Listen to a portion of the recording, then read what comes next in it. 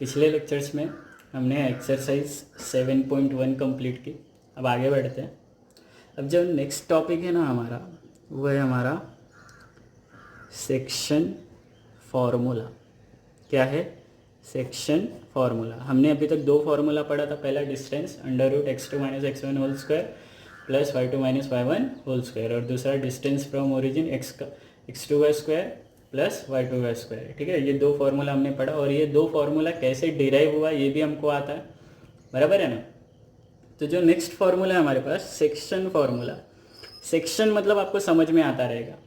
जैसे आपके स्कूल में 10th स्टैंडर्ड है, बराबर है ना?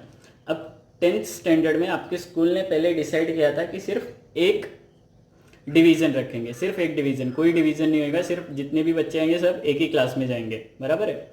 अब हुआ क्या, बच्चे हैं ना बढ़ने लगे। उन्होंने टारगेट किया था 50 बच्चों का। कितने? 50। और ये जो बच्चे हैं ना बढ़ के कितने हो गए? 85 हो गए। कितने हो गए? 85। कितने एक्सेस हो गए? 35, है ना? 35 स्टूडेंट्स एक्सेस हो गए। तो ये जो 35 स्टूडेंट है, इनको आप 50 स्टूडेंट की कैपेसिटी वाली क्लास में एडजस्ट नहीं कर सकते, तो इनको अलग क्लास में रखना पड़ेगा। इनको अलग क्लास में रखना पड़ेगा। तो यहाँ पे एक सेक्शन था, अब दूसरा सेक्शन भी आ गया है। बराबर है ना? तो इसको हम क्या बोलते हैं? सेक्शन। क्या होता है वो? सेक्शन। जैसे कि मेरे पास ये लाइन सेगमेंट है, मेरे पास ये लाइन सेगमेंट है ए बी। बराबर है ना? इसको ये पॉइंट पी है, दो हिस्सों में डिवाइड कर रहा है। अब मुझे ए के कोऑर्डिनेट्स और बी के कोऑर्डिनेट्स पता है, मुझे पी के कोऑर्डिनेट्स फाइंड करने हैं। पी के कोऑर्डिनेट्स क्या है? x, y। ए का कोऑर्डिनेट क्या है आपका? x1 y1, और बी का कोऑर्डिनेट कितना आपका? x2 y2। तो मुझे ये p का कोऑर्डिनेट फाइंड करना। अब ये p का कोऑर्डिनेट फाइंड करने के लिए मुझे क्या करना पड़ेगा पता है? अब ये जो लाइन सेगमेंट ए बी है, इसको p डिवाइड कर रहा है ना दो सेक्शन में। देखो, ये पहला सेक्शन, ये दूसरा सेक्शन, इसको हम क्या बोलते हैं? सेक्शन। ये जो p है ये ए बी को दो सेक्शन में डिवाइड कर रहा है। अब ये जो दो सेक्शन है ना, ये किसी ना किसी रेशियो में डिवाइड होते रहेंगे, किसी ना किसी रेशियो में डिवाइड होते रहेंगे। जैसे ये 85 स्टूडेंट्स थे हमारे पास, तो 85 स्टूडेंट्स आपके 50:35 के रेशियो में डिवाइड हुए ना। तो 5 10 जा 5 7 जा, तो रेशियो कितना आया? 10:7। वैसे ये जो P है वो AB को दो रेशियो में डिवाइड करता है। ये रेशियो हमको नहीं पता होता है, ये रेशियो हमको नहीं पता होता है, तो हम इसको क्या ले लेंगे? M और N। रेशियो हमको नहीं पता तो हम इसको क्या ले लेंगे? M और N। तो इससे ही हमको क्या करना है? P के कोऑर्डिनेट्स फाइंड करने हैं। क्या फाइंड करने हैं? P के कोऑर्डिनेट्स। अब ये जो P के कोऑर्डिनेट्स है ये हमको कैसे मिलेगा, या फिर ये जो फॉर्मूला है P का कोऑर्डिनेट ढूंढने का, ये कैसे डिराइव होएगा वो हम देखेंगे। तो उसको हम कौन सा फॉर्मूला बोलेंगे? Section formula. कौन सा? Section formula. सेक्शन फॉर्मूला के बेसिस पे ही हम दूसरा फॉर्मूला जो है वो मिड पॉइंट फॉर्मूला, इसको डिराइव करेंगे। और section formula when ratio is k:1, हमने यहाँ पे रेशियो क्या लिया है? m:n। क्या लिया है? m:n। अगर हम दूसरा एज्यूम करते हैं कि जो रेशियो है वो कितना है? k:1, तो फॉर्मूला क्या होएगा? बराबर है? तो उसके वो समझने के लिए हमारे पास यहाँ पे एक डायग्राम है। हमारे पास लाइन सेगमेंट है, जो मैंने एग्जांपल दिया वही लाइन सेगमेंट है यहाँ पे मेरे पास। लाइन सेगमेंट का नाम क्या है? A B. लाइन सेगमेंट का नाम क्या है? A B. अब ये जो ए बी है, ए के कोऑर्डिनेट्स एक्स वाई है, x1 y1, और बी के कोऑर्डिनेट्स x2 y2। और यहाँ पे ए बी को डिवाइड कौन कर रहा है? देखो यहाँ पे p डिवाइड कर रहा है, जिसके कोऑर्डिनेट्स क्या है? x और y। जिसके कोऑर्डिनेट्स क्या है? x और y। तो हम क्या लेट कर लेंगे कि ये जो p है वो ए बी को कौन से रेशियो में डिवाइड कर रहा है? m:n के रेशियो में। तो लेट, अब यहाँ पे हम क्या करें? सॉल्यूशन। सॉल्यूशन किसका सॉल्यूशन है? ये हम जो फॉर्मूला डिराइव करने वाले ना उसका सॉल्यूशन है। तो let point P divides A be in the ratio that is m:n। कौन से रेशियो में डिवाइड कर रहा है? m:n के रेशियो में। यहां तक समझ में आया? अब ध्यान से सुनो, यहाँ पे देखो। अब यहाँ पे कुछ आपको देखो डॉटेड लाइंस दिख रही हैं, क्या दिख रही हैं? Dotted lines. एक बात याद रखना, कोऑर्डिनेट ज्योमेट्री में जो भी आप लाइन ड्रॉ करोगे वो हमेशा क्या होगी? परपेंडिकुलर। ये जो लाइन्स है, सीधी जो लाइन्स होती है वो क्या होती है? हमेशा परपेंडिकुलर। क्योंकि आपने ग्राफ देखा है ना, ग्राफ देखा है, ग्राफ बुक में जो लाइन्स बनी रहती हैं या तो वो वर्टिकल या तो हॉरिजॉन्टल, तो दोनों क्या होते हैं? परपेंडिकुलर होते हैं, हमेशा परपेंडिकुलर। इसलिए यहाँ पे एंगल का टेंशन नहीं होता है। किसका टेंशन नहीं होता है? एंगल का टेंशन नहीं होता है, बराबर है।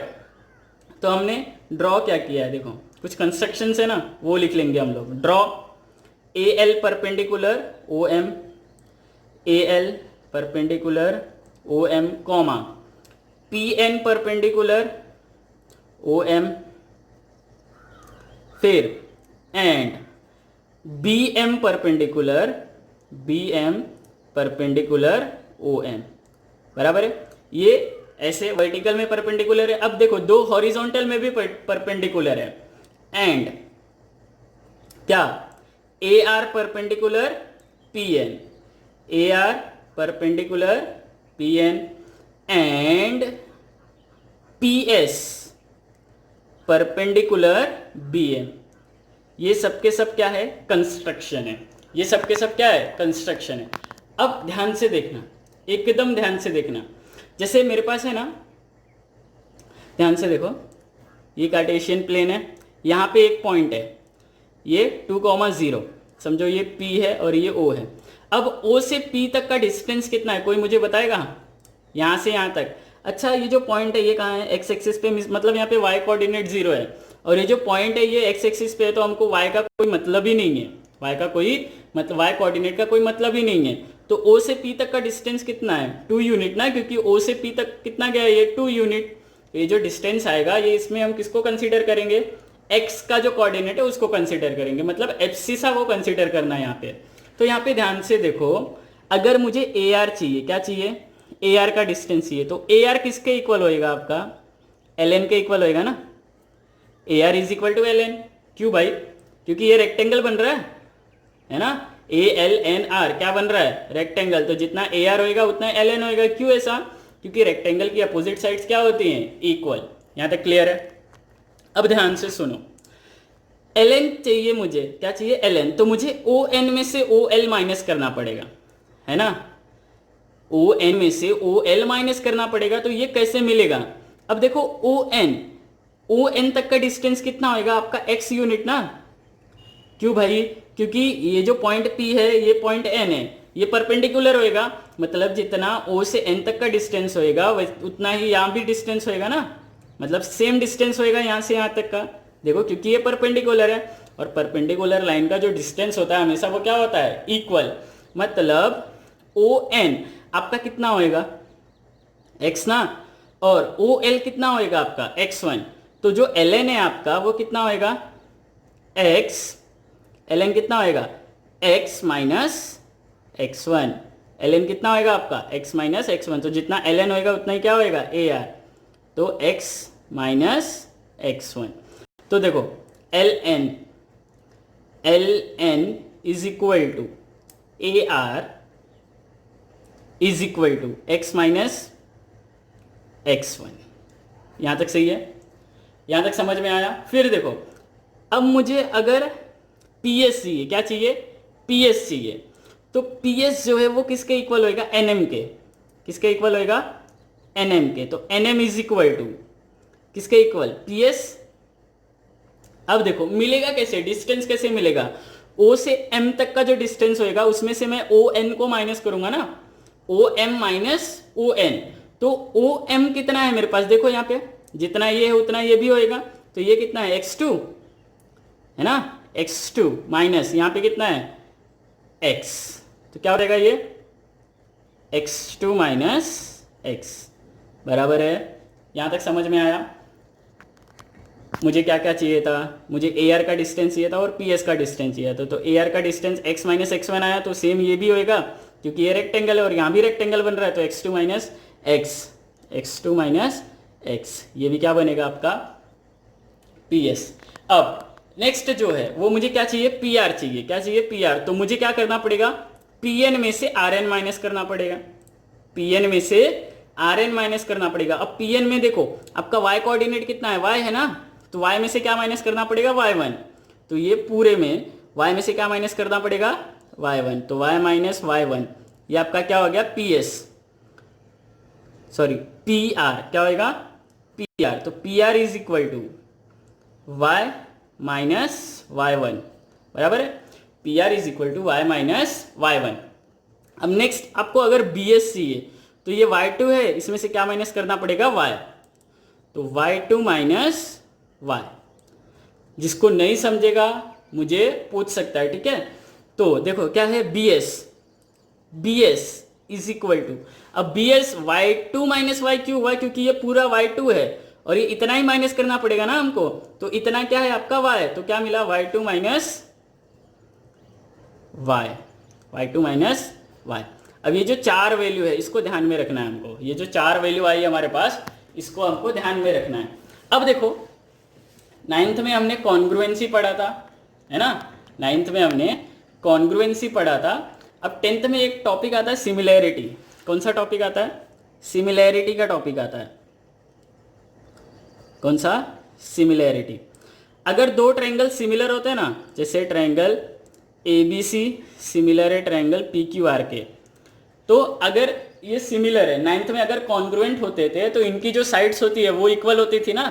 लेकिन अगर ट्रायंगल सिमिलर है तो इनकी जो साइड्स होती है ना ये प्रपोर्शन में होती है। प्रपोर्शन में मतलब कैसे, AB upon PQ, BC upon QR और AC अपॉन PR। मतलब जो करस्पॉन्डिंग साइड्स है ना वो सेम प्रपोर्शन, मतलब इनका जो आप रेशियो निकालोगे ना, रेशियो क्या आएगा, इक्वल आएगा।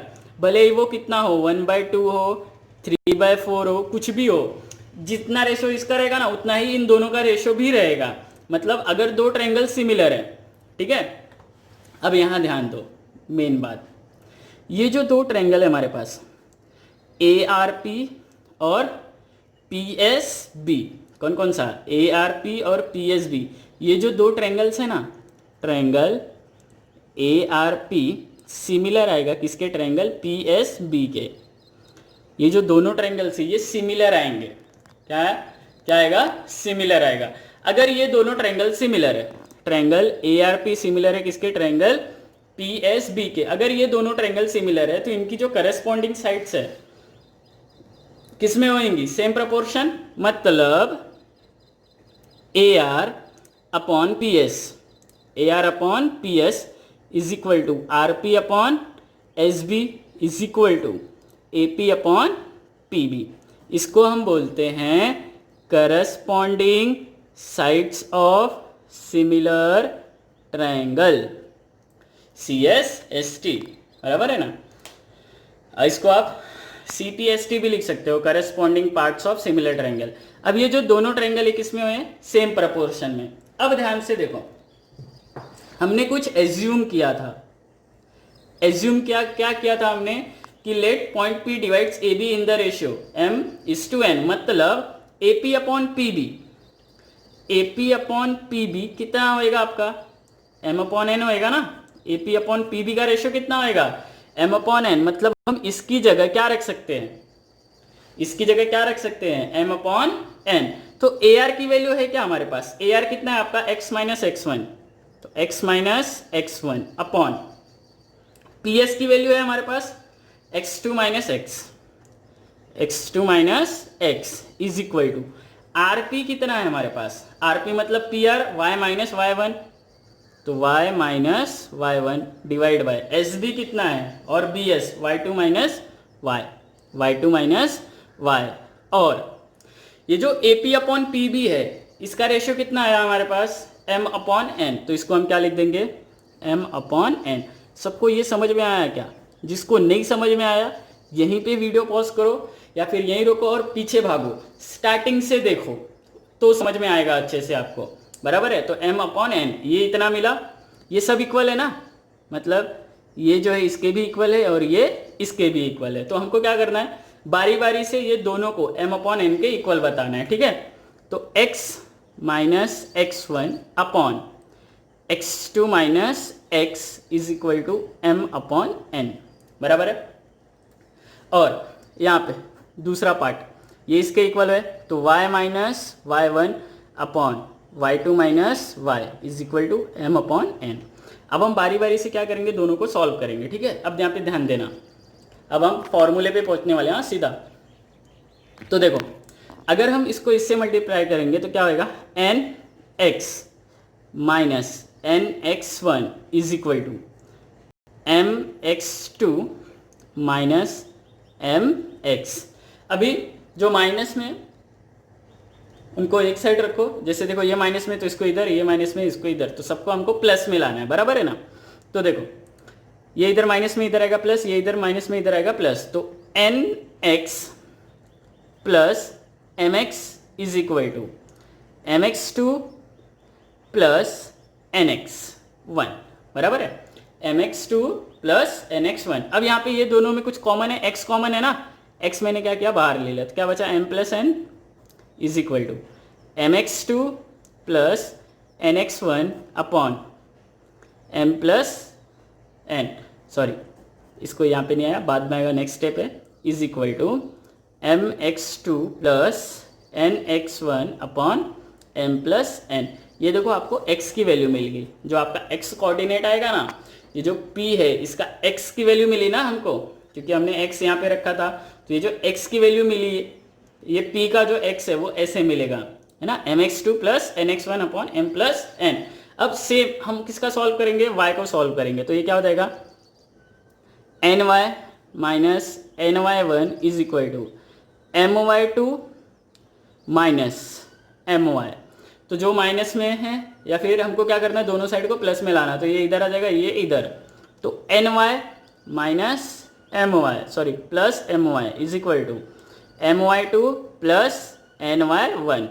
अब यहाँ पे क्या कॉमन है, y कॉमन है, तो क्या बचा, m plus N is equal to, यहाँ पे कुछ कॉमन नहीं है, M Y two plus N Y one. अब यहाँ पे y इज इक्वल टू क्या हो जाएगा, M Y two plus N Y one upon M plus N. ये किसका मिल गया आपको कोऑर्डिनेट, ये y का कोऑर्डिनेट मिल गया। तो सेक्शन फॉर्मूला देखो हमको कैसे मिलेगा, क्या, सेक्शन फॉर्मूला, सेक्शन फॉर्मूला, सबको ये कैसे डिराइव हुआ, ये दो चीज x और y की वैल्यू, ये समझ में आया। जैसे मेरे पास पॉइंट P है, इसका क्या फाइंड करना है हमको, x और y, क्या फाइंड करना है, x और y। तो x कैसे मिला मुझे यहाँ पे ना, M X two plus N X one upon M plus N comma M Y two plus N Y one upon M plus N, बराबर है। ये मिल गया हमको कौन सा फॉर्मूला, हमारा सेक्शन फॉर्मूला। सबको समझ में आया सेक्शन फॉर्मूला कैसे आया। अब ध्यान से देखो, ये सेक्शन फॉर्मूला पहला मिल गया। अब हमको दूसरा फाइंड करना है मिड पॉइंट फॉर्मूला। तो सबसे पहले हमको क्या काम करना है, हमको यहाँ पे सेक्शन फॉर्मूला लिखना है। तो सेक्शन फॉर्मूला क्या है आपका, P x comma Y is equal to M X two plus N X one upon क्या होएगा, m plus N comma M Y two plus N Y one upon M plus N. ये section formula है। अब ध्यान से सुनो, mid point मतलब क्या, जैसे ये मेरे पास लाइन सेगमेंट है AB, इसको पॉइंट P जो है, पॉइंट P जो है इसका मिड पॉइंट है, मतलब ये और ये इक्वल है, मतलब यहाँ पे जो रेशियो है वो इक्वल होएगा ना, कि M और N की जगह हमने सेक्शन में देखा कि हमने रेशियो क्या ले लिया था, M और N, लेकिन यहाँ पे M भी 1 है और N भी 1 है। तो मिड पॉइंट फॉर्मूले में हमको क्या करना है, जो M की जगह 1 रखना है और N की जगह भी कितना रखना है, 1। तो मिड पॉइंट फॉर्मूला है ना, M/N कितना मिलेगा, 1:1 इज इक्वल टू, जो हमारे पास सेक्शन फॉर्मूला है ना उसमें M और N की वैल्यू हमको क्या रख देना है, 1 रख देना है। तो देखो mx2 था तो m की जगह 1 इंटू x2 प्लस nx1 था तो 1 into x1 upon m plus 1, sorry m plus n मतलब 1 plus 1 comma 1 into y2 plus 1 into y1 upon 1 plus 1। तो जो मिड पॉइंट फॉर्मूला आपको मिलेगा x2 plus x1 upon 2 comma y2 plus y1 upon 2। समझ में आया। मिड पॉइंट फॉर्मूला समझा। अब जो नेक्स्ट फॉर्मूला है आपका, कौन सा फॉर्मूला, K:1 का फॉर्मूला, सेक्शन फॉर्मूला। कभी कभी क्या होता है पता है, हमको ना रेशो नहीं दिया होता है, तो आप M:n भी एज्यूम करके कर सकते हो।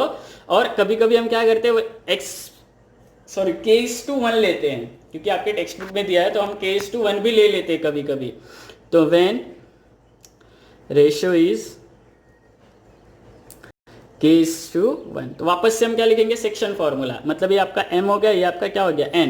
तो section formula mx2 plus nx1 upon m plus n, comma my2 plus ny1 upon m plus n। ये दो फॉर्मूला है हमारा, मतलब ये सेक्शन फॉर्मूला है हमारे पास p x, y, बराबर है। अब हमने क्या लिया है कि हमारा जो रेशियो है वो कितना है, K:1 बजाय किसके, m:n की बजाय हमारा रेशियो क्या है, K:1। तो ये जो सेक्शन फॉर्मूला है, व्हेन रेशियो इज क्या बोला है, K:1, ये याद रखना। तो हमको m की जगह क्या रखना है, k रखना है, तो K:2 हो जाएगा प्लस 1 है ना, n की जगह कितना है 1, तो प्लस x1 अपॉन K+1, क्योंकि m क्या है k और n क्या है 1, comma Ky2 plus y1 upon K+1। तो आज हमने कितने फॉर्मूले पढ़े, 3। सबसे पहला सेक्शन फॉर्मूला, सब किससे डिराइव हुआ, सेक्शन फॉर्मूले से ही डिराइव हुआ, बराबर है। और सेक्शन फॉर्मूला कैसे डिराइव हुआ ये हमको समझ में आया, क्या, mx2 plus nx1 upon m plus n, comma my2 plus ny1 upon m plus n। फिर जो नेक्स्ट फॉर्मूला था वो आपका था mid point formula. Mid point मतलब रेशियो कितना होएगा, 1:1। यहाँ पे सेक्शन फॉर्मूला में हमने रेशियो क्या रखा था, m:n ना, तो यहाँ पे क्या होएगा, x2 plus x1 upon 2, comma y2 plus y1 upon 2। अब तीसरा जो फॉर्मूला आया वो कौन सा फॉर्मूला आया आपका, व्हेन रेशियो कितना, व्हेन रेशियो K:1, जब हमारा रेशियो K:1 आएगा तो क्या होएगा, Kx2 plus x1 upon K+1, comma Ky2 plus y1 upon K+1। ठीक है, अब ये फॉर्मूला हमको याद करना है। अब हमारे पास टोटल कितने फॉर्मूलेज हो गए, 5। ये टोटल 5 फॉर्मूलाज हमको याद करना है।